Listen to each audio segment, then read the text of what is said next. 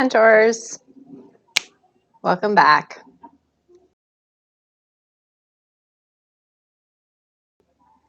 Today I'm going to talk to you about the first step in learning any new language, survival English.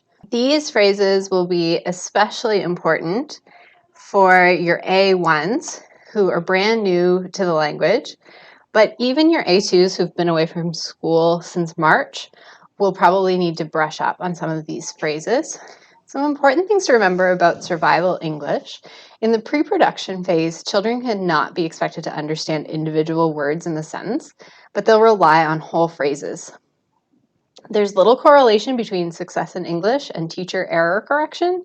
So if you've got a student saying go drink as a survival English phrase, please try to remember that the point of language is communication, not being right. So the child is not going to say go drink forever. They're going to get better at English and their phrasing is going to get better. Correction in this circumstance is just going to serve to discourage the learner, and we want them to be producing as much as possible. And since we're getting back to school, focusing on building relationships with your learners should be your top priority. Focus phrases on their practicality, especially social English. So there'll be plenty of time to teach verbs right now, but your language learner needs to be able to ask to go to the bathroom, for example, not use gerunds correctly. Repetition of these phrases will be crucial for language learners. Think about how long it would take you to learn a phrase in Korean or Senegalese, then how many times you'd need to repeat it to remember it before you remembered it long term. So probably many, many times. Oral activities will be your friend here. Play a matching game with picture cards. Say the phrase and have the child hand you the correct card. So for example, say hello and have them hand you the hello card. I'll be supplying those in a link, cards that you can use. If you've got a higher level learner, you can reverse roles. So the student can try and you can give them the card. If your learner has some English already, then you can play kind of a situational game.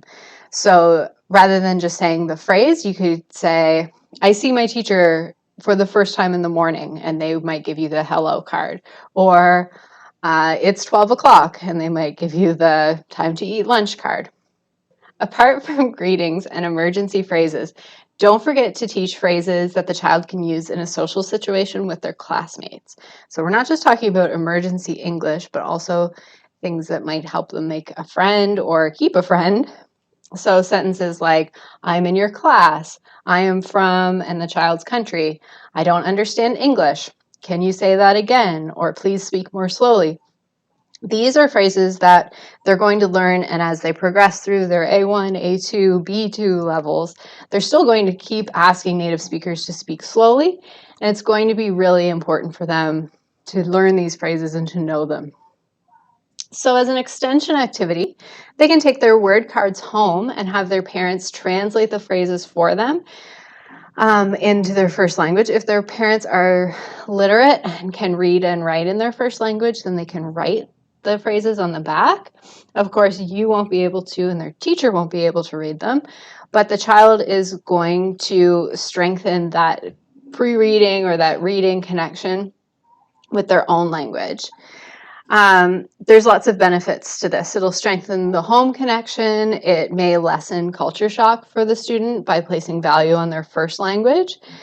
And even in the pre-reading stages, seeing their own language in print are going to strengthen literacy skills. So I also have an extension activity for mentors. If you go onto Google Translate, you can teach yourself some survival English phrases to use with your students. So maybe you've got a lot of Mandarin speakers in your groups or a lot of Arabic speakers in your groups. Try and teach yourself some phrases, maybe one phrase, maybe just hello, and try them out with your students. It's really going to increase your connection with the student, and probably the best way to strengthen your own understanding on how to be a teacher of language is to be a learner of language. So if you're learning these phrases, think about how long it's taking you to do it, how hard it is to pronounce some of the words. If you say it to the child and they kind of laugh at you, how that feels. If you do this, please send me an email and let me know. I would love to hear how you're deepening your connections with your students in this way, and I'd love to hear if you have any phrases that you've learned. So that's it. There are files of word cards that you can download. I've also left 2 boxes where you can add your own, or maybe the student would like to draw their own word card. These are intended to be used in class so the student can take them from class to class. Ideally, they would be laminated if you're in an elementary school and people are open to letting you use the resources in that school. You might want to ask them to be laminated, but these cards are going to become invaluable. Try to incorporate them as much as you can. As students learn more, you can start to incorporate the same verbs. So if you have, I want to go get a drink, or I want to go to the bathroom, or I need, try and do a sentence stem with I want, and then fill it in. I want, I don't know, bicycle. I want a dog. I want whatever it happens to be. So those might be kind of the building blocks for your next lessons and the next verbs and action words that you teach these students. Just a note around, if you have A1.1s who are brand new, it is totally normal for them to just be going through a silent stage from 0 to 6 months.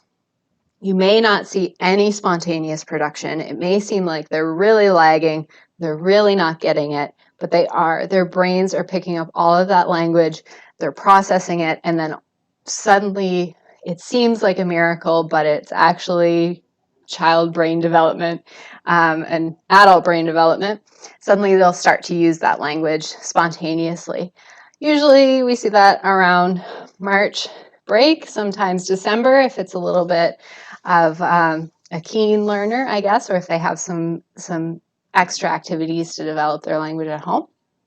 So don't fret if you just see them really relying on their survival English for a while. Try and put yourself in those children's shoes and say, how long would it take me to learn a language, especially if it has completely different sound system or alphabet. So anyway, send any questions that you might have my way. If you've got some ideas for strategies that you would like to see modeled or that you would like to see a video on, then please let me know.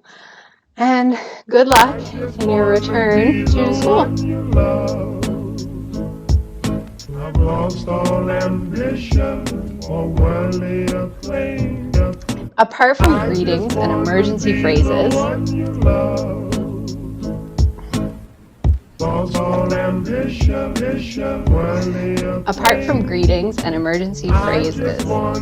don't forget to change. I've lost all ambition or worldly acclaim.